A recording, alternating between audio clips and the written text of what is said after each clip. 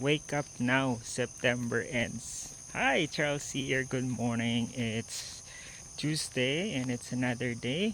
And it's September 30th. Maybe you guys are thinking yung kantang famous song na Wake Me Up When September Ends. But ours is, kasi yung song na yun is very personal naman dun sa singer about the death of his father.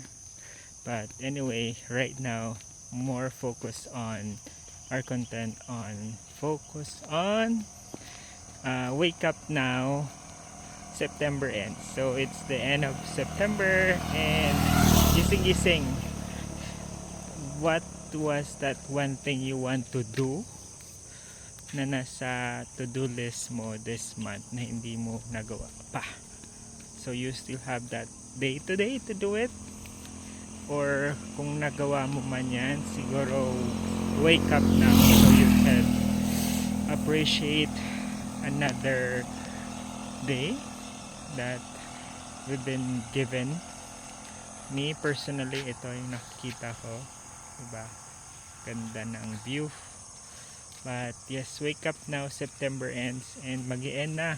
1 ber month na ang natapos and 3 more to go, diba? But I would say na yung September ko is it's a success, diba? Marami man tayong mga trials na napagdadaanan, but more than the trials is the success, something to be grateful for. Syempre yung mabigyan tayo ng buong buwan na alive and kicking. Thank you, Lord. And of course sa lahat ng mga biyayang pinagkaloob sa atin, thank you, Lord, for everything.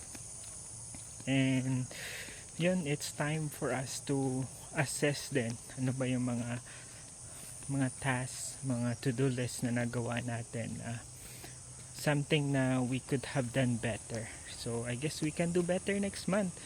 Kung ano man yan, if you did great than what you were supposed to do, or you did better, good, diba?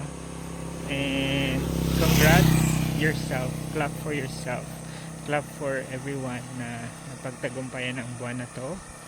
And with, of course, God is being there talaga, yung ano natin, kasangga natin. And as we end this month, be thankful for everything. Hindi din tayo ng tawad sa lahat. And let's pray na yung new month natin as the October comes up na magiging matagumpay gaya ng tagumpay sa buwan na ito. So I guess yun lang lagi. As you wake up in the morning, magpasalamat for another day, another life, and i-guide ka sa lahat ng every action and decision, and do it every day, and I'm sure magtatagumpay ang bawat buwan natin. Thank you, Lord, for September, and it's my birth month, so very special siya for me as well. And now it's ending, so meron akong hinihingi actually, Lord, iwan ko na dito sa video, sana ibigay mo na may isang araw pa.